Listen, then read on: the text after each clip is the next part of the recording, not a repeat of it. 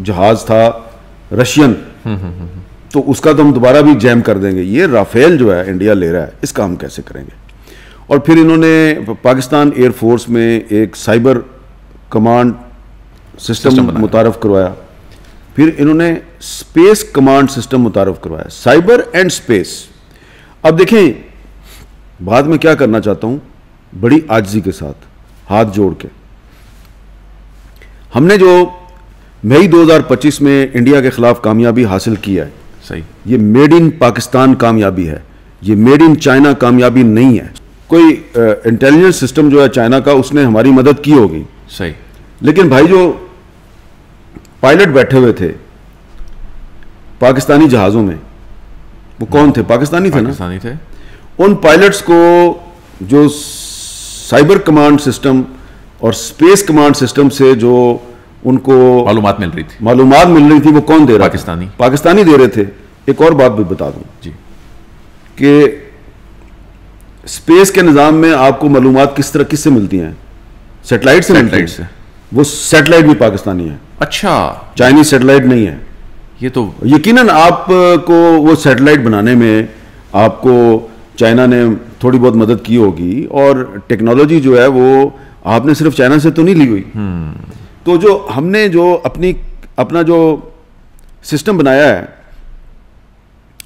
वो सिर्फ चाइना की मदद से हमने नहीं बनाया। लेकिन मोदी तो शायद अभी तैयार नजर आ रहा था अटैक करने के लिए। उसने 6-7 की दरमियानी शब जिस तरह अटैक किया, उनकी फोर्सेस तैयार नजर नहीं आ रही थी। हमारी फोर्सेस जो हैं, उन्होंने, आपने भी इस पर कई मरतबा बात की, 2019 के बाद हमारी फोर्सेस ने किस तरह रिसर्च की और किस तरह वो साइबर विंग्स जो हैं वो बने, जो हैं वो एयरफोर्स के अंदर भी। तो ये मिस एडवेंचर मोदी करने का मुतहम्मिल हो सकता है जितनी प्रिपेयर्डनेस इस वक्त पाकिस्तान की है? देखिए, अभी 2025 में जब पहलगाम अटैक हुआ, तो उसके बाद जब इंडिया ने मॉक ड्रिल शुरू की, तो इंडिया में एक नहीं, बहुत से डिफेंस एक्सपर्ट ये कह रहे थे, उनकी एयरफोर्स के साबिक अफसरान ये कह रहे थे कि हमारी एयरफोर्स पाकिस्तान एयरफोर्स का मुकाबला करने के काबिल नहीं है, डिस्पाइट द फैक्ट कि उनके पास राफेल जहाज़ भी थे। तो जो प्रवीण सारी साहब हैं, वो कह रहे थे कि राफेल जहाज़ तो आपके पास आ गए हैं, लेकिन सिर्फ मशीन जो है उसका आपके पास होना इम्पोर्टेंट नहीं है। मशीन को ऑपरेट किसने करना है? ऑपरेटर तो पायलट होता है। तो पायलट का एक्सपीरियंस होना भी ज़रूरी है, और अभी उनका ख्याल था कि इंडियन एयरफोर्स के पायलट्स राफेल जहाज़ों पे इतने एक्सपीरियंस नहीं हुए। दूसरी बात, वो ये कहते थे कि हमें ये सोचना चाहिए कि 2019 में हमारे जो एक जहाज़ के रडार सिस्टम को पाकिस्तान एयरफोर्स ने जैम कैसे किया, और फिर उसको टारगेट कैसे किया, डिस्ट्रॉय कैसे किया, और फिर अभिनंदन साहब थे जो वो पाकिस्तान में गिरफ्तार हो गए। तो ठीक है, उस वक्त की जो मिलिट्री लीडरशिप थी उसने फैसला किया, उसको वापस कर दिया। तो वो कह रहे थे कि जी इस पे हमने रिसर्च करनी है कि उनके पास इक्विपमेंट किधर से आया जिसके जरिए वो हमारा रडार सिस्टम और रेडियो सिस्टम जैम कर सकते हैं। दूसरी तरफ हम क्या कर रहे थे? हम ये कर रहे थे कि भाई हमने MiG-21 का तो रडार सिस्टम और रेडियो सिस्टम जैम किया है, हम राफेल जहाज का कैसे करेंगे, कैसे जैम करेंगे? तो इसके लिए हम रिसर्च कर रहे थे। तो जब ये ज़हीर बाबर सिद्धू साहब जब एयर चीफ बने, तो आपको पता है कि कब बने थे? जी बिल्कुल। कब बने थे? 2021। कौन था उस वक्त प्राइम मिनिस्टर? उस वक्त प्राइम मिनिस्टर इमरान खान थे। उन्होंने इनका खुद इंटरव्यू किया था। इमरान खान ने ज़हीर बाबर सिद्धू का खुद इंटरव्यू किया था, और इनके अलावा 2 और लोगों का भी इंटरव्यू किया था। अच्छा। तीनों के इंटरव्यू करने के बाद उन्होंने ज़हीर बाबर सिद्धू को कहा कि आप एयर चीफ होंगे। क्या रीज़न है भाई? ये इमरान खान से पूछें आप जाके, डेला जेल, अगर आपको इजाज़त मिल जाए मुलाकात की। लेकिन इमरान खान साहब जो हैं, उन्होंने इनको, मेरा ख्याल है कि इसलिए इनको सिलेक्ट किया कि इनके ख्यालात थे ना, जो जाहिर बात है, ये कुछ सियासी ख्यालात की बात तो नहीं कर रहा। जी जी जी। बाकी जो इनके ख्यालात थे, उनको लगा कि ये बड़ा एक रिलीजियस आदमी है और अल्लाह पे बड़ा यकीन है, ठीक है ना। तो जो लोग ज़हीर बाबर सिद्धू साहब को जानते हैं उनको पता है, वो अपनी बहुत ज़्यादा नमूदो नुमाइश नहीं करते, लेकिन वो ये जंग के दिनों में भी हाथ में तस्बीह होती थी। तो इमरान खान साहब ने इनको सिलेक्ट किया और फिर सिलेक्शन के फ़ौरन बाद सिद्धू साहब जो है उन्होंने क्या काम किया कि वो दिन रात लग गए इस काम पे कि हमने 2019 में जो अभिनंदन के जहाज़ का रडार सिस्टम जैम किया था, तो वो तो जहाज़ था रशियन, तो उसका तो हम दोबारा भी जैम कर देंगे। ये राफेल जो है इंडिया ले रहा है, इसका हम कैसे करेंगे। और फिर इन्होंने पाकिस्तान एयरफोर्स में एक साइबर कमांड सिस्टम मुतारफ़ करवाया, फिर इन्होंने स्पेस कमांड सिस्टम मुतारफ़ करवाया, साइबर एंड स्पेस। अब देखें कि 2019 में हम ना साइबर के मैदान में एक्टिव थे, ना स्पेस के मैदान में एक्टिव थे। तो अब ये जो आपने इंडिया के 3 मुख्तलिफ इकसाम के जहाज़ जो हैं उनको गिराया और फिर उनका एक अनमैन्ड जहाज़ जो है उसको भी गिरा दिया, इसका क्या मतलब है? इसका मतलब ये है कि आप दुनिया की हर किस्म की जो टेक्नोलॉजी है उससे लेस दुश्मन जो है उसका मुकाबला करने के काबिल हैं। यहां पे मैं एक बात बड़ी ही आजिज़ी के साथ कहूँगा और किसी को मेरी बात बुरी ना लगे, ये बात मैं एक सहाफ़ी की हैसियत से कर रहा हूँ और एक ऐसे पाकिस्तानी की हैसियत से कर रहा हूँ जो ये समझता है कि हमें अपनी आर्मी, एयरफोर्स और नेवी की जो सलाहियत है उसको अंडरमाइन नहीं करना चाहिए। बाद में क्या करना चाहता हूँ, बड़ी आजिज़ी के साथ हाथ जोड़ के, हमने जो मई 2025 में इंडिया के खिलाफ कामयाबी हासिल की है, सही, ये मेड इन पाकिस्तान कामयाबी है, ये मेड इन चाइना कामयाबी नहीं है। 100% मेड इन पाकिस्तान। ये मैं आपसे जो बात कर रहा हूं ना, मुझे ज्यादा कुरेदे ना आप, मैं चैलेंज करके ये बात कर रहा हूं, ठीक है, हाथ जोड़ के बात कर रहा हूं। चाइना जो है वो पाकिस्तान का एक ऑल वेदर फ्रेंड है। हमारी और चाइना की दोस्ती जो है उस पर हमें फ़ख्र है। यकीनन हर मुश्किल वक्त में चाइना ने हमारा साथ भी दिया है, लेकिन हमने जो राफेल जहाज़ गिराए हैं ये हमने अपनी सलाहियत से गिराए हैं। यकीनन इसमें कोई इंटेलिजेंस सिस्टम जो है चाइना का उसने हमारी मदद की होगी, सही, लेकिन भाई जो पायलट बैठे हुए थे पाकिस्तानी जहाज़ों में वो कौन थे? पाकिस्तानी थे ना, पाकिस्तानी थे। उन पायलट्स को जो साइबर कमांड सिस्टम और स्पेस कमांड सिस्टम से जो उनको मालूमात मिल रही थी वो कौन दे रहा? पाकिस्तानी दे रहे थे। एक और बात भी बता दूं जी कि स्पेस के निज़ाम में आपको मालूमात किससे मिलती हैं? सैटेलाइट से।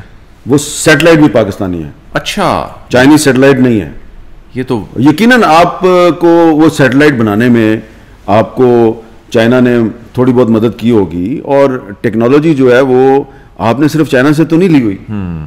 तो जो हमने जो अपना जो सिस्टम बनाया है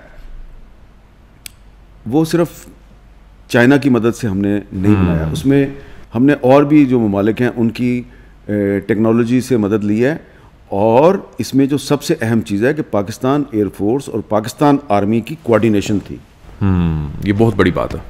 ऐसी कोऑर्डिनेशन थी कि इधर से एयरफोर्स के पायलट जो हैं वो अपने जहाज़ों से इंडिया के जहाज़ों को टारगेट कर रहे हैं, उनके एयर बेसिस पे मिसाइल बरसा रहे हैं। दूसरी तरफ से पाकिस्तान आर्मी जो है वो अपने मिसाइल सिस्टम के ज़रिए कुछ और टारगेट जो हैं उनको हिट कर रही है। वहां से फिर जहाज नहीं उड़े, उसके बाद वहां से जहाज नहीं उड़े।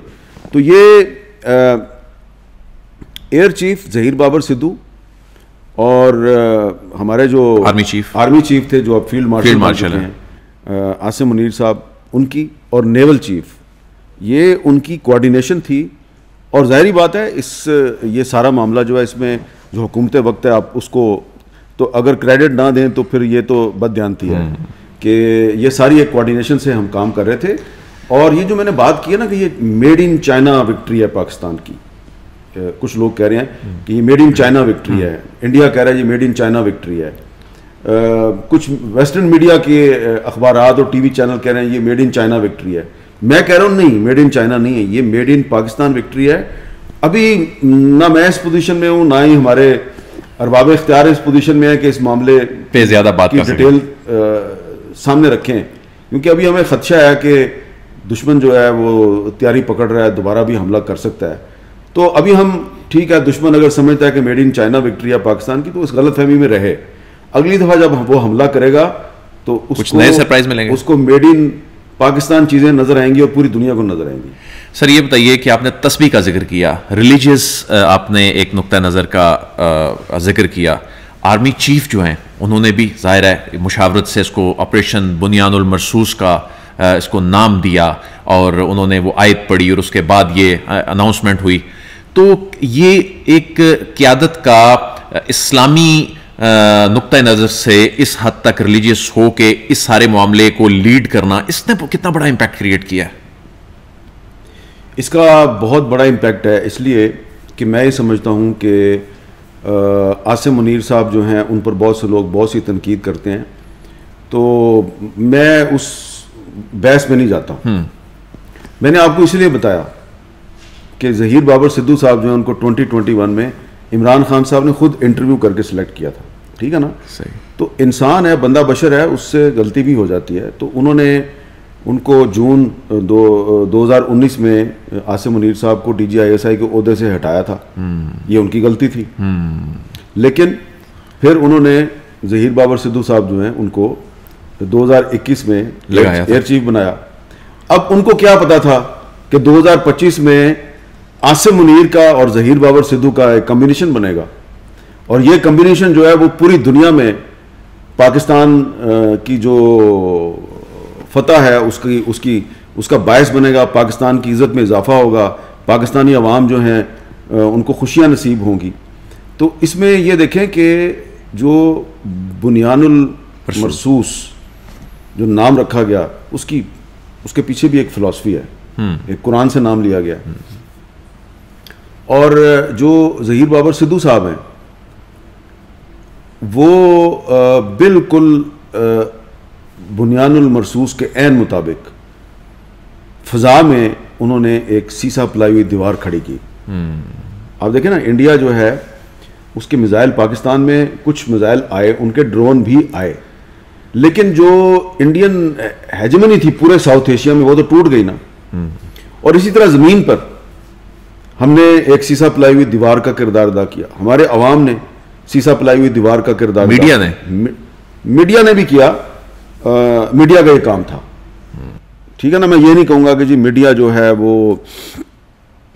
अपना उसने कोई एक्स्ट्राऑर्डिनरी आप समझते हैं कि उसकी जिम्मेदारी थी ये करना था, उसकी ये जिम्मेदारी थी। मसलन मैंने कोई इसलिए तो ये नहीं कहा कि जी इंडियन मीडिया झूठ बोल रहा है, मैंने इसलिए तो नहीं कहा कि जी कि मैंने कहीं से कोई अवार्ड लेना है या मुझे कोई कहीं से पैसे मिलने हैं। एक अर्नब गोस्वामी झूठ बोल रहा था कि रावलपिंडी तबाह हो गया, मैंने रावलपिंडी का चक्कर लगाया, गाड़ी में फिल्म बनाई, पोस्ट कर दी, ठीक है ना? ये अगर जंग ना भी होती और वो अगर इस तरह का कोई दावा करता मैंने ये काम करना था, तो मैं बड़ी आजिज़ी से ये कहूँगा हमने कोई बहुत बड़ा काम नहीं किया। हमने सिर्फ इंडियन मीडिया का जो झूठ है उसका जवाब दिया, बेनकाब किया है। और इसमें कुछ लोग ऐसे थे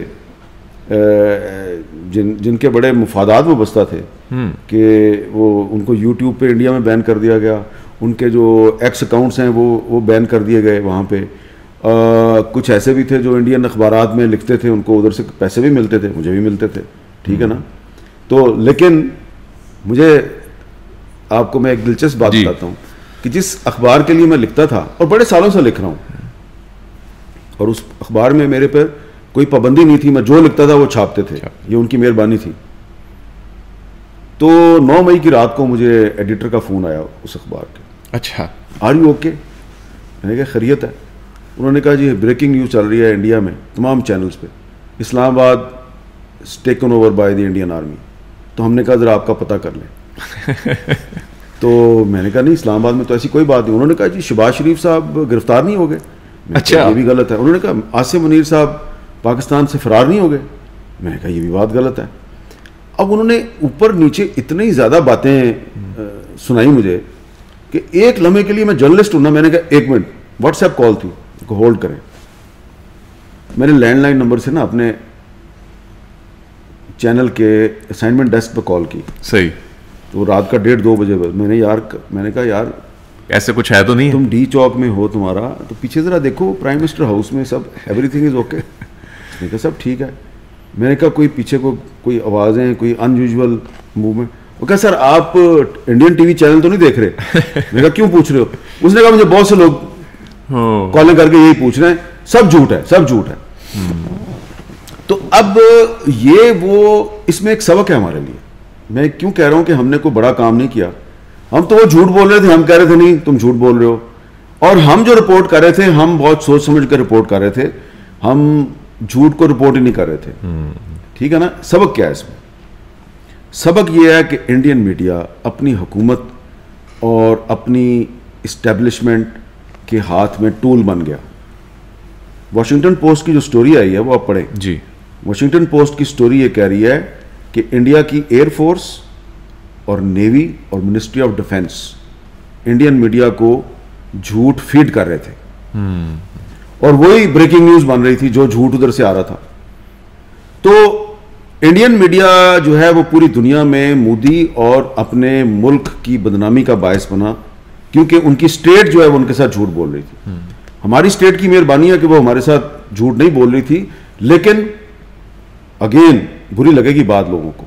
सबक ये है कि आप ख्वाह स्टेट जो है वो इंडिया की हो या पाकिस्तान की हो, अगर आप बगैर सोचे समझे ब्लाइंडली स्टेट के हाथ में टूल बन जाएंगे ना और उनके हाथों में खेलना शुरू कर देंगे, तो आपकी क्रेडिबिलिटी खतरे में पड़ जाती है। इसलिए जर्नलिज्म का एक बहुत पुराना बेसिक असूल है, always double check the information. आपको अगर किसी ने इंफॉर्मेशन दी है तो उसके बाद उसको एक नहीं 2 जगह से डबल चेक करें और फिर वो इंफॉर्मेशन आगे। खूबसूरत बात।